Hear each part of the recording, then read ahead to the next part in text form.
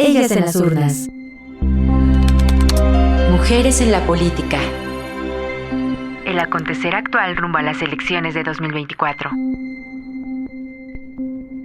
Hola, ¿qué tal? Buenos días. Un gusto, como siempre, aquí en Ellas en las Urnas iniciamos. Y bueno, pues hoy vamos a hablar, muchas gracias, vamos a hablar de esta iniciativa que ya se concretó en el Tribunal Electoral, que es la Defensoría Pública para atender precisamente la violencia política contra las mujeres por razones de género, y que el pasado 2 de mayo se dio a conocer. Y bueno, pues estaremos aquí en este programa con algunas bajas, pero bueno, pues seguramente se van a incorporar a las labores que se tiene cada una, a veces no le permite, así que le mandamos un abrazo grande a nuestra querida Adriana Favela, ex consejera del INE, que está volando rumbo a Oaxaca. Y bueno, pues estaremos en este debate Lisbeth Ortiz Acevedo, que ella es la jefa de información de la agencia de CIMAC, e Ivonne Melgar, bueno, pues una periodista que agradecemos mucho que estés aquí, Ivonne, pues no está al 100, pero está al 99.9 con unos temitas ahí de salud, pero nos da mucho gusto, Ivonne, que hagas este esfuerzo y puedas estar esta mañana aquí con nosotras en Ellas en las Urnas. Así que vamos con mucho gusto, es la recta final y tenemos que seguir. Así es, mi querida Ivonne, se van acumulando los temas y bueno, pues tendremos mucho de qué hablar en este programa. Gracias, de verdad, gracias por estar. Y a nuestra audiencia, recuerde que el número de cabina es 5560605571, también que nos puede encontrar a través de las distintas redes sociales, si anda por ex, Violeta Radio-FM, y a través de Facebook, Violeta Radio. Yo soy Lucía Lagunes Huerta y bueno, pues vamos a arrancar este programa y hemos decidido ir incorporando al debate a los actores y la actora que estuvieron presentes el pasado 2 de mayo al presentar esta Defensoría Pública de las Mujeres. Vamos a escuchar qué dijeron especialmente los magistrados y la magistrada Mónica Soto. Arranquemos con Felipe de la Mata y si les parece podemos ir recuperando lo que ellos fueron comentando de por qué esta iniciativa, por qué se está creando en estos momentos y cuáles son los objetivos. Vamos a escuchar a Felipe de la Mata y volvemos. Romper el techo de cristal no es suficiente. La presencia de mujeres cada vez más en los cargos de deliberación y toma de decisiones, en los que ejercen sus derechos político-electorales, debe sin lugar a duda ni titubeos estar siempre libre de toda violencia. Sin embargo, esa sería una realidad ideal, pues observo que la violencia política en razón de género ha sido respuesta o quizá resistencia a la mayor visibilización de la mujer en el ejercicio del poder político, la cual se ha traducido en acciones de discriminación, pues para mí toda violencia es un acto de rechazo hacia otra persona por el solo hecho de ser o tener circunstancias en su persona o que no acepta o tolera, como por ejemplo a las mujeres por ser mujeres. Por eso, hoy es un día especial para el Tribunal Electoral del Poder Judicial de la Federación, porque se concretan un cúmulo de actuaciones que ese órgano judicial ha realizado desde hace casi 10 años.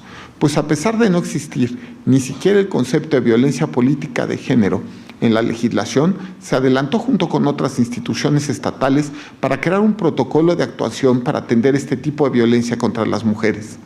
Así, en un recorrido por estos años, este tribunal generó una vasta línea jurisprudencial que en diversos ámbitos y aspectos de la vida pública de las mujeres se han formado para la tutela de sus derechos políticos.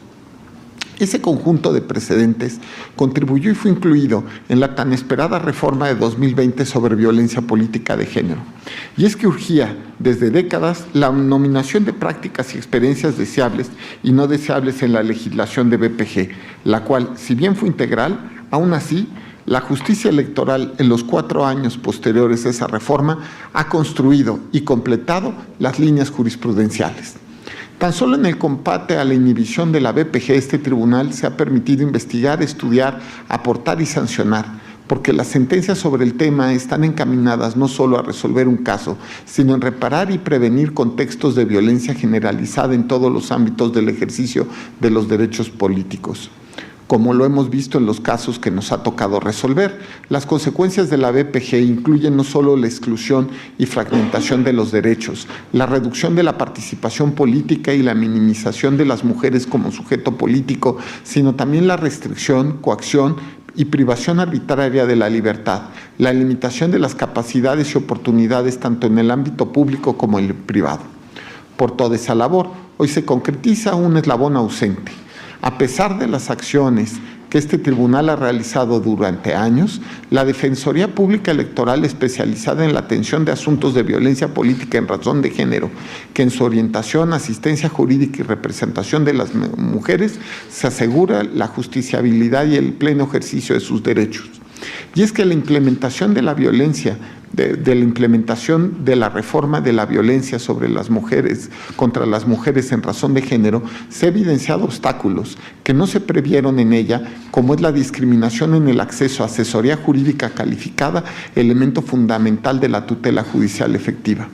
Más allá de tener legislación y criterios aplicables a casos de BPG, la existencia de una discriminación estructural hacia las mujeres, enmarcada por prejuicios y estereotipos de género, produce barreras y restricciones para acceder a una tutela judicial efectiva por falta de orientación y asesoría profesional adecuada.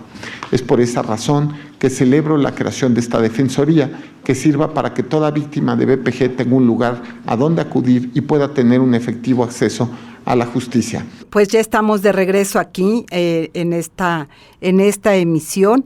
Y bueno, mi querida Ivonne, ¿cómo escuchas esta primera intervención del magistrado Felipe de la Mata Pizaña al ir precisamente hablando de por qué hay que crear esta iniciativa?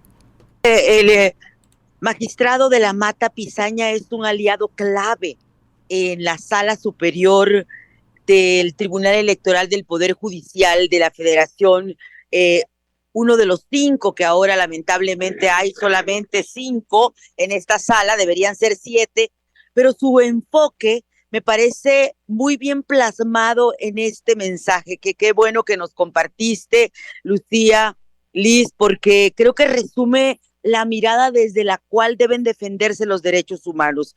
Y me surgen 2 reflexiones. Una, la relevancia de un juez electoral como él, que es también aliado de otra gran aliada, que es la magistrada presidenta Mónica Soto Fragoso, en la causa de las mujeres y en lo que ella frasea como el ponerse los lentes violeta para la impartición de la justicia electoral. ¿Cuál es el enfoque de la Mata Pizaña? Que la democracia no está en los partidos. La democracia está principalmente en cumplir los derechos humanos y los derechos políticos de las y los ciudadanos. Y qué mejor agenda para lograrlo que el de las mujeres. Y lo frasea muy bien.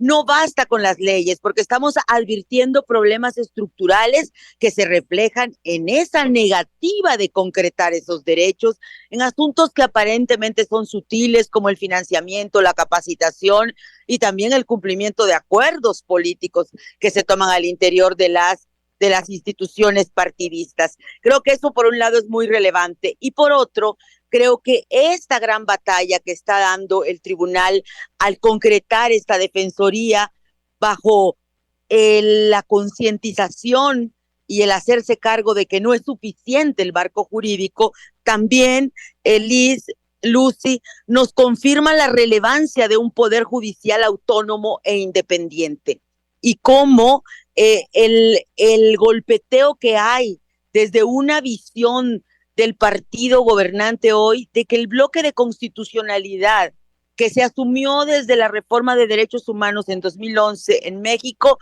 es un bloque que debe ser combatido y que debe ser eliminado con otra reforma constitucional. Creo que si hay un ejemplo hoy concreto de cómo este bloque de constitucionalidad sustentado en la reforma del artículo 1 de la Constitución en materia de derechos humanos, que dice que en México los juzgadores deberán sustentar sus sentencias y veredictos y la impartición de justicia en las convenciones internacionales que México ha firmado. Creo que este ejemplo es... Se nos cortó el audio de nuestra querida Ivonne, pero bueno, creo que en esencia había concluido con la idea, y creo que hay varios elementos sin lugar a duda que hay que rescatar y que hay que seguir profundizando, porque sí, lo decíamos ya en otros programas, es muy importante la presencia de la justicia. Es muy importante que se sancione a quienes son agresores de las mujeres en el ámbito político por razones de género. Y ya habíamos señalado en otros momentos, mi querida Liz, de cómo las mujeres están enfrentando con muchas barreras, precisamente, pues a la justicia, poder hacer efectivo este proceso. Y si te parece, Liz, vamos al corte de estación y regresamos contigo para seguir profundizando en este tema. No se vaya, estamos aquí en Ellas en las Urnas, Violeta Radio, 106.1 de FM en la Ciudad de México. Volvemos. Ellas en las Urnas. Mujeres en la política.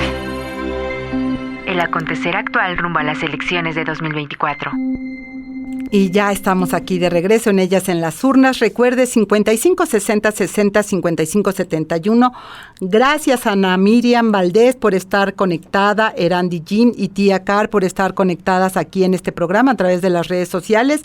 Y recuerde que nos puede seguir también a través de las distintas retransmisiones que tenemos, ya sea en Nesa Radio y también en Radio Mexiquense, en las distintas frecuencias que pues recuperan precisamente este programa. Y ya veíamos, mi querida Lisbeth Ortiz, pues esta mirada que propone el magistrado Felipe de la Mata Pisaña para poder precisamente cerrarle la brecha a esta desigualdad estructural que enfrentan las mujeres en el ámbito político. Pues en CIMAC Noticias se ha dado un seguimiento profundo a, no ahora, sino desde tiempo atrás, a lo que ha significado la participación política de las mujeres. ¿Y tú cómo ves la creación precisamente de esta defensoría, pública? ¿Y cómo la ligas, mi querida Liz, con esta iniciativa, este programa piloto que se creó en el INE hace unos días después? ¿Irán juntos? ¿Tendrán alguna relación? ¿Se vienen a complementar? Son dos instancias distintas, pero me parece que ante lo que se está viviendo vale la pena tenerlas ambas, ojalá coordinadamente. Yo coincido con Felipe de la Mata. Él dice que no es suficiente romper el techo de cristal, y nos queda claro que eso ha sucedido en este país para las mujeres. La instalación de la Defensoría es muy importante y me parece que se va del centro. ¿A qué me refiero? Hemos podido documentar que la violencia política en razón de género ha sido dirigida principalmente al ámbito municipal. Es decir, las mujeres lejos de la federación es donde han tenido más acercamiento a la violencia. Y esta defensoría me parece interesante, además de que lo hace de manera gratuita, que así es como debería de ser. También da la posibilidad a las mujeres para que se acerquen de forma virtual o de forma presencial y a esta defensoría. Y esto me parece importante porque no siempre las mujeres que están en la política en ámbitos municipales pueden acercarse a la centralidad para poder hacer una denuncia. Me parece también que esto es también una herramienta importante para acotar el poder que ha estado en manos de los hombres a lo largo de la historia, el poder político. Y desde hace 10 años que comienzan estos cambios trascendentales en la Constitución por paridad, en donde se le abre la puerta a las mujeres para que comiencen no la participación política, porque hemos estado siempre en la participación política, más bien a eliminar esos cotos de poder masculinizados. Y a partir de ese momento comienzan varias herramientas para, a nivel legislativo, judicial, en fin, ¿para qué? Pues para consolidar la participación de las mujeres. Y esta defensoría pública que genera el tribunal me parece que tiene que ver también con comenzar a eliminar estos cotos de poder. Sí, entonces, sí, adelante. Creo que me gustaría recuperar, para que no se nos vaya, esto que tú estás señalando, es decir, no es nuevo, hemos tenido ya procesos distintos, y precisamente el magistrado Felipe Fuentes Barrera, en su intervención, hace una numerología que me parece que retrata los retos precisamente que están enfrentando las mujeres en la participación política. Si te parece, Liz, Ivonne, vamos a escucharlo y volvemos con los comentarios para seguir abonando a esta reflexión. Por ejemplo, en la esfera pública, ONU Mujeres ha señalado que el 82% de las parlamentarias declararon haber sufrido algún tipo de violencia psicológica durante su mandato. El 65% de esos ataques provenía de compañeros parlamentarios de género masculino. Todos estos datos creo que son poco alentadores y que muestran precisamente la importancia de no retroceder en el combate a la violencia de género en todas sus formas y desde todas las trincheras. En México hemos sido pioneros en el combate a la violencia política en razón de género. Tenemos ya un sistema normativo robusto, muy actual, y esto no lo encontramos tan desarrollado en otros países.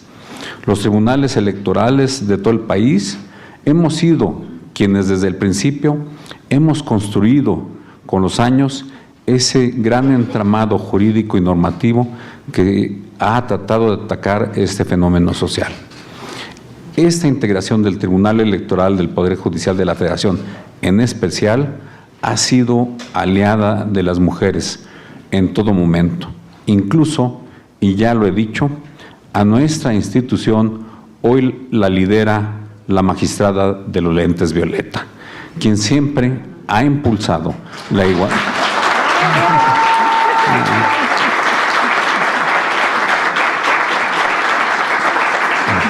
Nuestra magistrada, quien siempre ha impulsado la igualdad sustantiva entre la mujer y los hombres.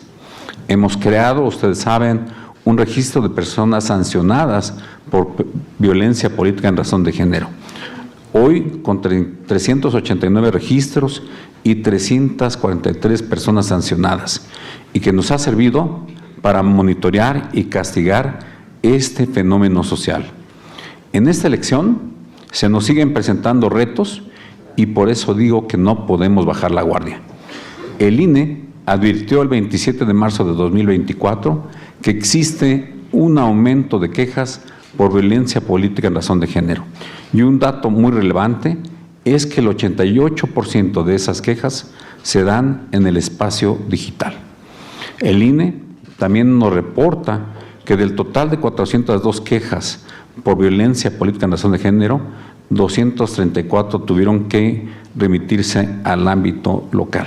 Y esto implica que hay que capacitar a quienes desde esa trinchera también respaldan que se evite este fenómeno en nuestra sociedad. Existe un estudio de este Tribunal Electoral realizado con la Red de Mujeres Municipalistas que muestra resultados importantes. El 35% de las mujeres que se encuestaron contestó que no acudía a denunciar violencia política en razón de género porque no sabía cómo hacerlo. El 21% respondió que no lo hacía debido al miedo a represalias. El 15% por falta de confianza en las instituciones y el 15% por no saber a quién recurrir, entre otras causas diversas. Y bueno, esta es la numeralia que presenta Felipe Fuentes Barrera, que nos da, desde mi punto de vista, una radiografía de cuáles son los retos a los que se están enfrentando las mujeres que participan en el mundo político, no solo en México, sino a nivel mundial. El dato que recupera de ONU Mujeres, precisamente, donde el 82% de las parlamentarias denuncian esta violencia, pero no de otros, sino que son sus compañeros de bancada, también nos reflejan lo difícil que es precisamente legislar para las, las legisladoras y poder llevar a cabo precisamente su tarea.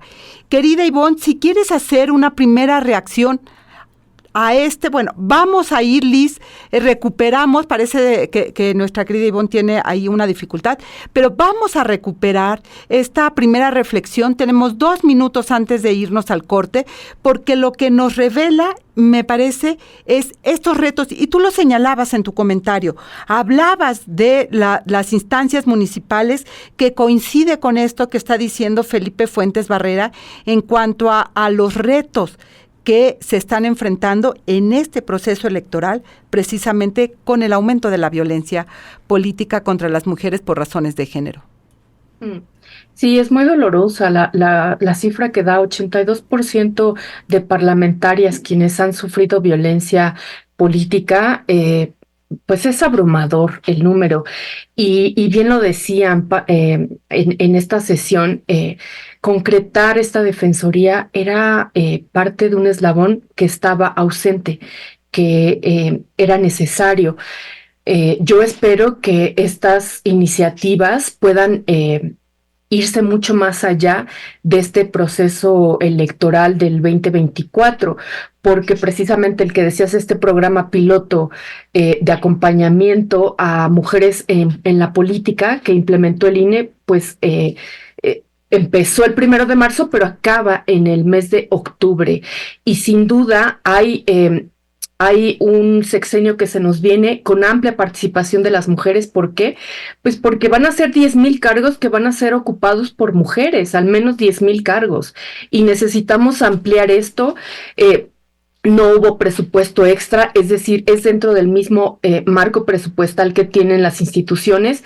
Entonces creo que también tendríamos que empezar a presupuestar y etiquetar esto para hacerlo ya viable y permanente en las instancias, en varias, en el INE, desde luego en el tribunal, pero en otras más, sin duda, porque los actos de violencia llegan incluso a quitarle la vida a las mujeres. El día de hoy contabilizamos 5 mujeres asesinadas que han estado relacionadas en el ámbito electoral en este periodo. Claro, y ahí está la deuda que tiene el Estado mexicano para garantizar la vida y la integridad de las mujeres. Vamos a un corte de estación y volvemos. No se vaya, estamos aquí en Ellas en las Urnas.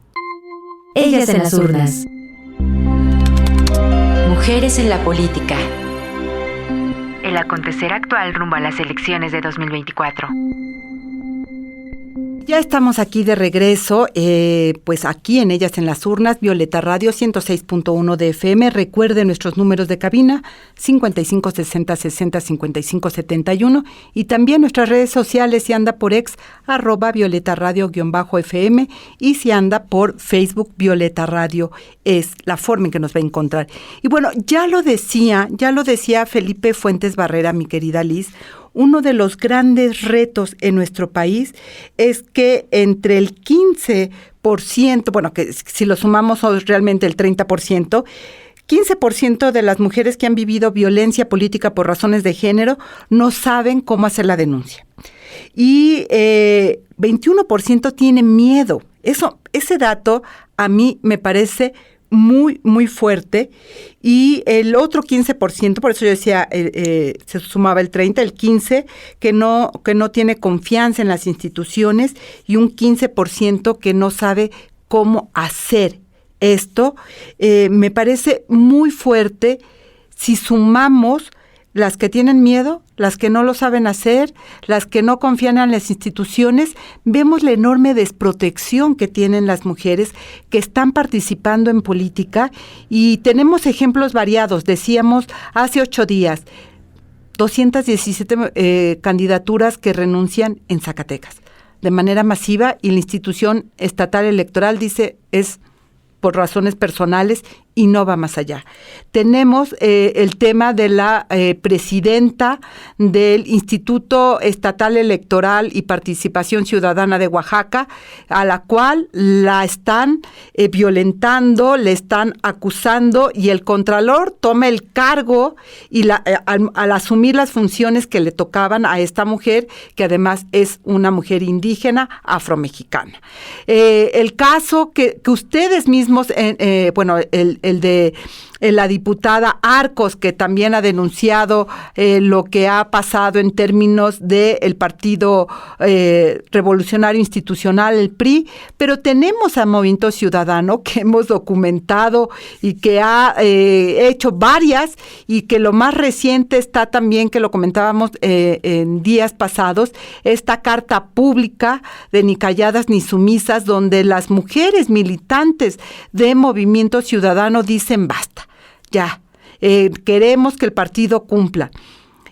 Y todo eso, además de las trabas que ya de por sí tienen las mujeres para participar en la vida política, pues te da la razón de por qué se hacía más que necesario esta defensoría pública que acompaña a las mujeres. Ahora me parece que el reto es que se conozca, que sea accesible, que tenga rápida respuestas y que oriente a las mujeres, mi querida Liz.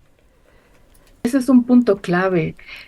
¿Cómo van a hacer? Estamos a menos de un mes ya de la elección y será muy complejo ante el panorama de violencia que estamos mirando y que lo hemos documentado, esta oleada de mujeres que han sido violentadas, que sienten miedo, que se sienten desoladas institucionalmente. Es terrible. Me parece muy complejo que a nivel institucional podamos responder. Si bien es cierto que estamos fortaleciendo las instituciones electorales, por eso, porque las mujeres están abriéndose paso, no porque no estuvieran, repito, las mujeres hemos estado a lo largo de toda la historia en la participación política y en la esfera pública.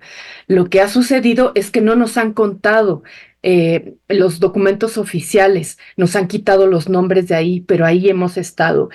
Y ante este panorama de violencia, ese es el reto. ¿Cómo va a ser el Instituto Nacional Electoral y el tribunal en estas 3 semanas para poder absorber esta circunstancia, además sin un presupuesto extra, debo decirlo, reiterarlo? ¿Cómo vamos a poder hacer ante este panorama?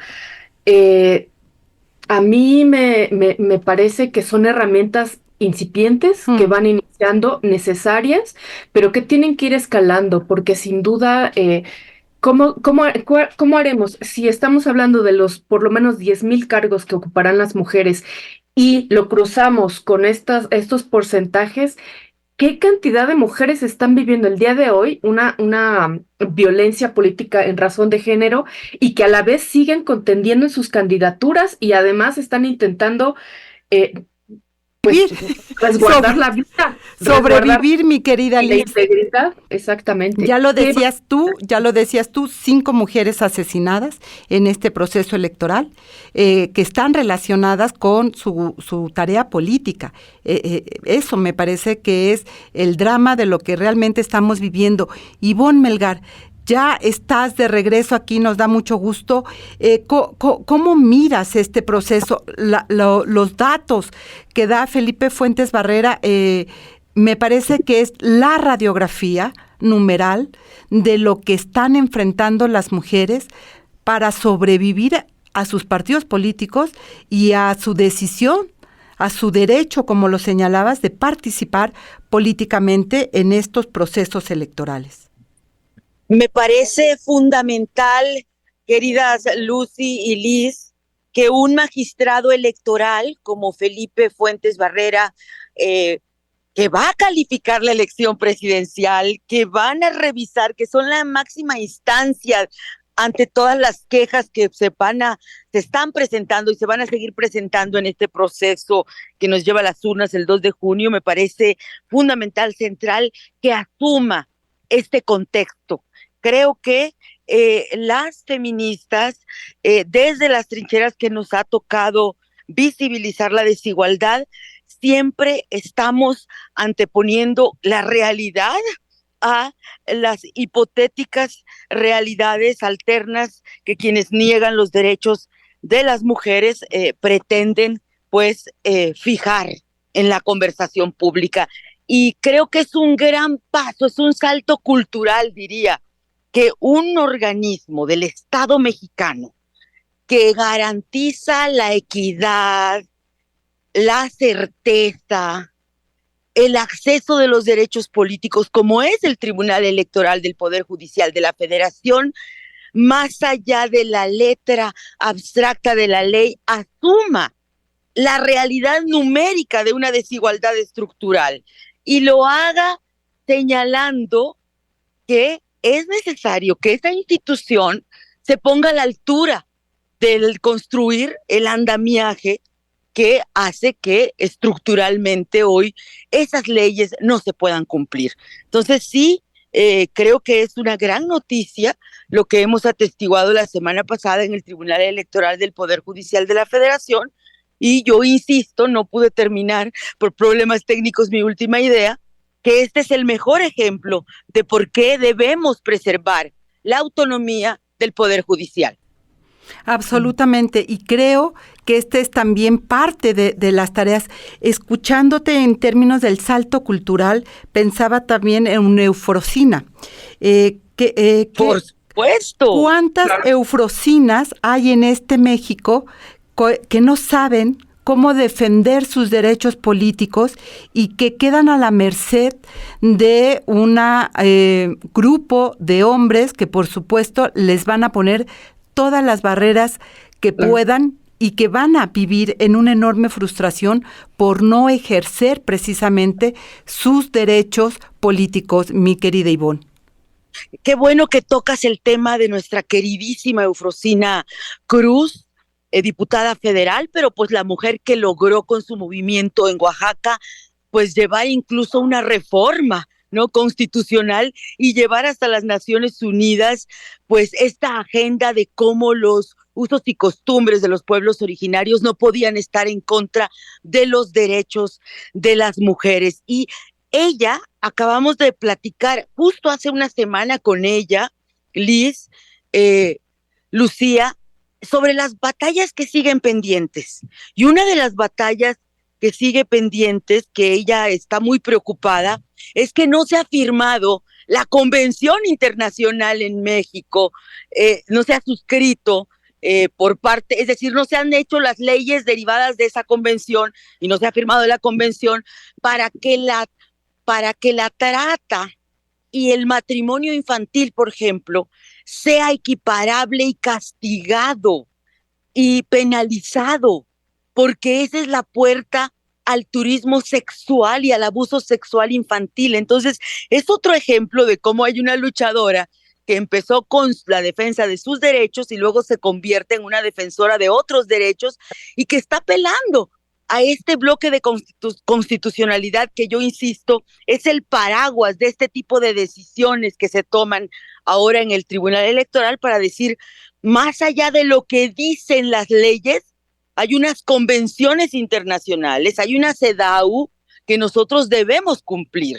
Y creo que es el mejor ejemplo, para mi punto de vista hoy, de una defensa en activo que, más allá de la confrontación ideológica o partidista, está aportando el Tribunal Electoral del Poder Judicial de la Federación en el contexto mexicano electoral. Absolutamente, y que si recuperamos precisamente los primeros datos que daban, es decir, 82% de las diputadas en el mundo han vivido violencia psicológica por parte de sus colegas, es decir, por sus colegas parlamentarios, el 65% de ellas, podemos entender la dimensión de lo que acabas de compartir, mi querida Ivonne, en términos de la labor de la diputada federal Eufrosina Cruz. No es fácil sacar adelante una iniciativa que encabezan las mujeres porque tienen todos estos diques a su alrededor. Hay una especie de diario privado que una reportera como su servidora guarda. Te hemos perdido y tienes toda la razón. Porque llega uno a ser de alguna manera como confidente de ciertas situaciones muy graves que enfrentan las legisladoras y que ante el valor superior que deben preservar, que por ejemplo sea el diálogo político con sus coordinadores o con sus grupos parlamentarios, prefieren no ventilar ciertas situaciones que viven, pero es cotidiano el dolor de las diputadas federales ante situaciones totalmente antidemocráticas. Absolutamente. Y lo escribía muy bien Marta Tagle ayer en un tuit. Después de la elección tenemos que revisar esa antidemocracia interna de los partidos. Y vamos a regresar con el tema. No se vaya, estamos ya sobre el tiempo, vamos a un corte de estación, volvemos. Ellas en las urnas. Mujeres en la política.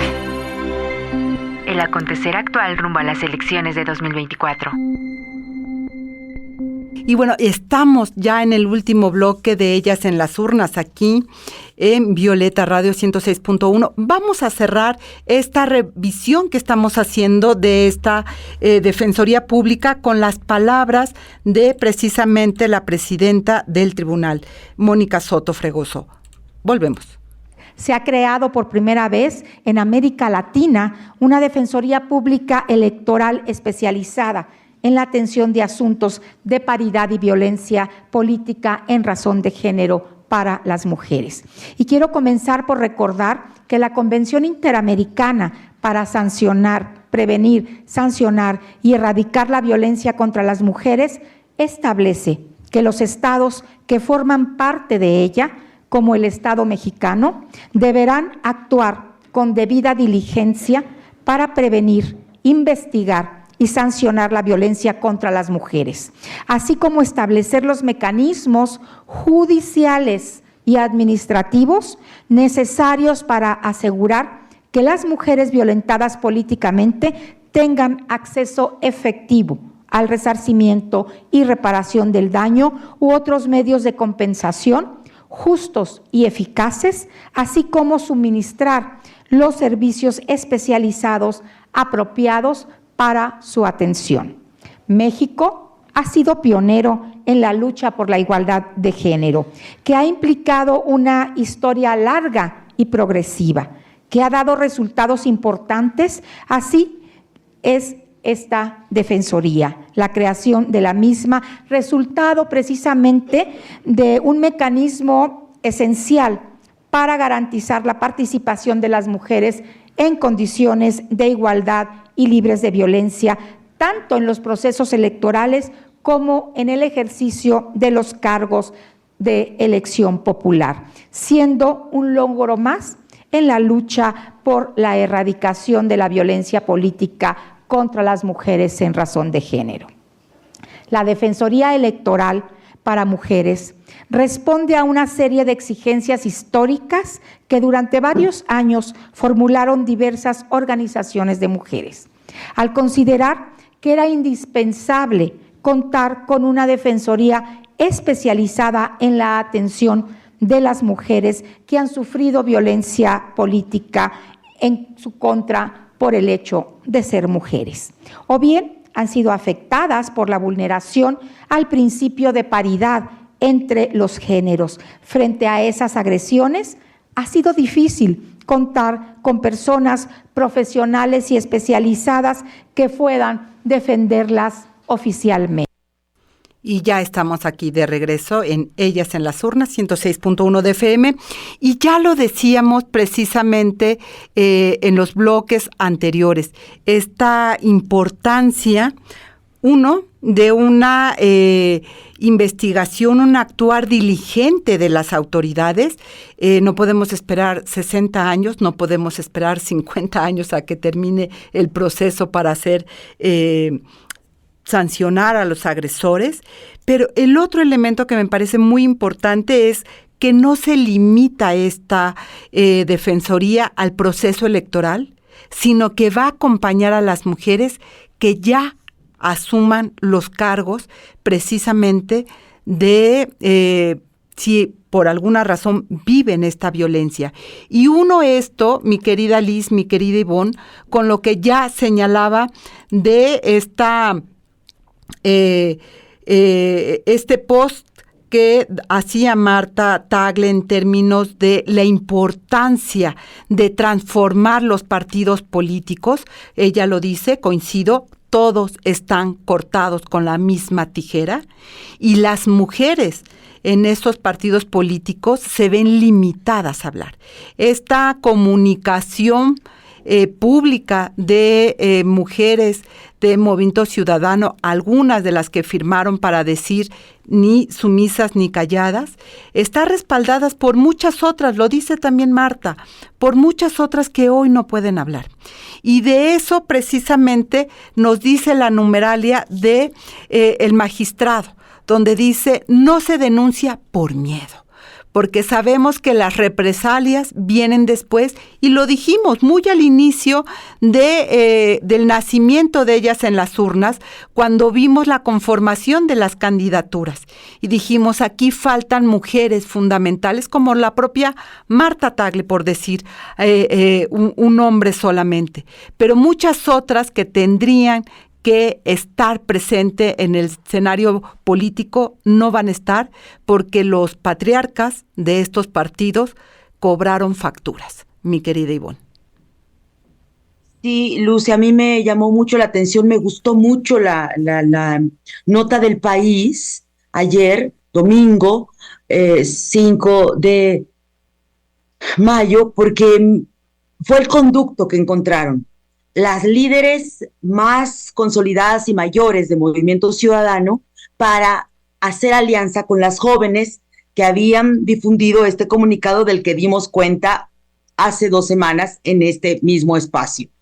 Y me parece importantísimo, pero también muy revelador, cómo cuesta el proceso de tomar valor frente a una estructura muy rígida que cobra a las mujeres que rompen el silencio, les cobra, les pasa factura.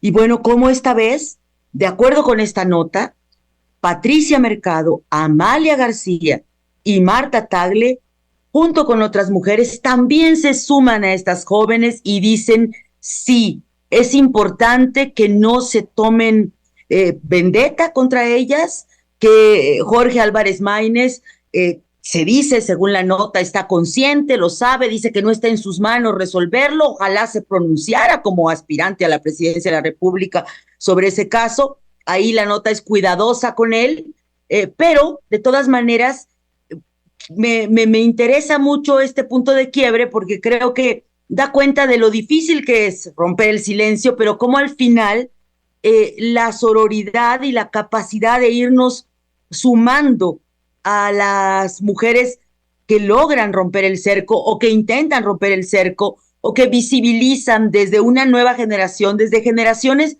mucho más conscientes de que no es la gradualidad la que nos va a llevar a el cambio. Sí, la gradualidad no la podemos defenestrar, hemos venido de esa cultura, pero hay prisa en las nuevas generaciones. Por eso veíamos a las del bloque negro en las movilizaciones feministas.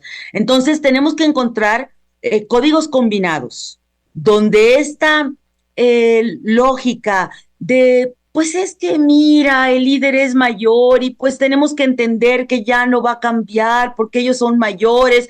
Te lo decían las de Morena con López Obrador y te lo dicen de alguna manera algunas de Movimiento Naranja con Dante Delgado, pero hay al final un salto cuando asumen estas líderes como Amalia, Patricia, Marta, que van a correr el riesgo también de enfrentar a la jerarquía masculina y acompañar a sus colegas. Y qué importante que estas mujeres con trayectoria, reconocimiento, fuerza política, pongan todo eso del lado de las otras mujeres, porque eso por supuesto fortalece. No es lo mismo que salgan 2, 3 y digan, oigan, esto está pasando, a que se vayan cerrando estos bloques. Y creo que ahí tiene que ver con que son feministas. Patricia Mercado, Amalia García, Marta Tagle son feministas y les ha costado llegar a donde han llegado. Y saben lo que se juega. O sea, Patricia Mercado tiene una historia larga en los partidos políticos, Amalia ni qué decir y Marta ni qué decir. Eso son los retos todavía que enfrentamos, mi querida Lisbeth Ortiz, de estos machirulos, como tú les denominas, patriarcas, dueños de los partidos políticos que se están negando a democratizar, y hoy vemos a Movimiento Ciudadano, pero faltan todos los demás, ¿eh? Ahí todavía la aplanadora creo que está más durita, ¿eh? Sí, yo quiero comentar que para mí ha sido muy inspirador ser periodista y documentar las resistencias de las mujeres en esta contienda electoral. Ha sido maravilloso poder documentarla, que ya estamos a punto de terminarla, y se vendrá lo más fuerte para la contienda electoral, pero ha sido maravilloso saber cómo estas mujeres han resistido ante los embates de las hordas de machirulos y que encontramos herramientas. Una de ellas, si me lo permites, Lucía, antes de irnos, antes de que se nos termine el programa, son las antiboletas que está haciendo la observatoria, que ya nos habían advertido, además, desde antes de que comenzaran las elecciones, y esta observatoria ciudadana, Todas MX, dijeron, bueno, ante la resistencia de nosotras cerrarle el paso a agresores de mujeres y sus familias, porque solamente necesitamos una sentencia firme, y para lograr eso no se empata con los tiempos electorales, pues ellas han decidido de forma muy valiente, debo de decirlo, exponer los casos de políticos denunciados con un expediente abierto y hacerlo público. Y hacerlo público, porque me parece...